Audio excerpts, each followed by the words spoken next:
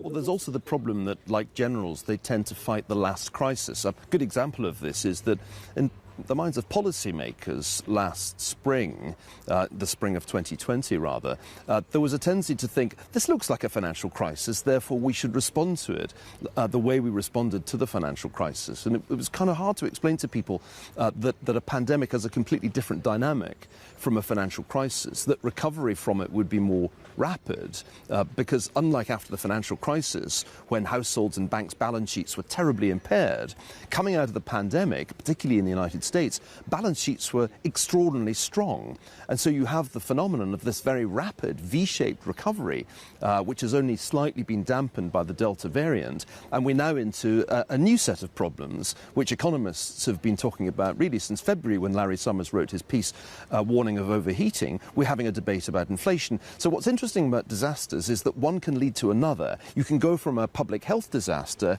to a fiscal, monetary and potentially inflationary disaster. It's not such a big disaster, it doesn't kill people, but an inflation lift-off would be a problem. I listened to Joe Stiglitz, who agrees with the Fed. I spoke to Joe yesterday, who agrees with the Fed policy at the moment, thinks their prescription for the economy is spot on as well. His former student at Yale in '67, Janet Yellen, agrees with the Federal Reserve, her former workplace, that actually things are contained and it's transitory. You're saying we have got an inflationary problem? Well, I actually have quite an open mind on this, but it's worth pointing out that Ken Rogoff just this week has published a piece saying just the opposite, that we might well find ourselves in some version of the 1970s.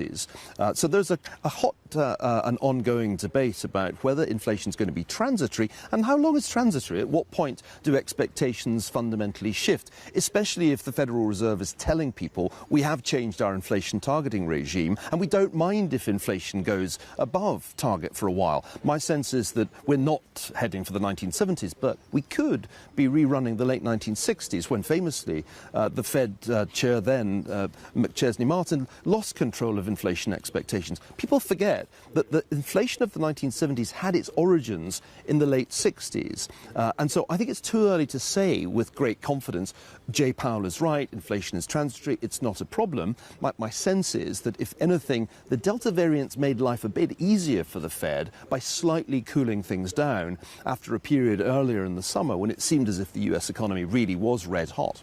I could talk to you for ages about that as well, and about how I think some of you economists, Ken and you on one side and Joe on the others and the other side, you've got your mindsets and your intellectual space, haven't you? I'm an historian, economic historian, and I've learned not to get involved in these fights between economists. What history tells us is, this is an important point, that the big inflations in history have nearly always been associated with war.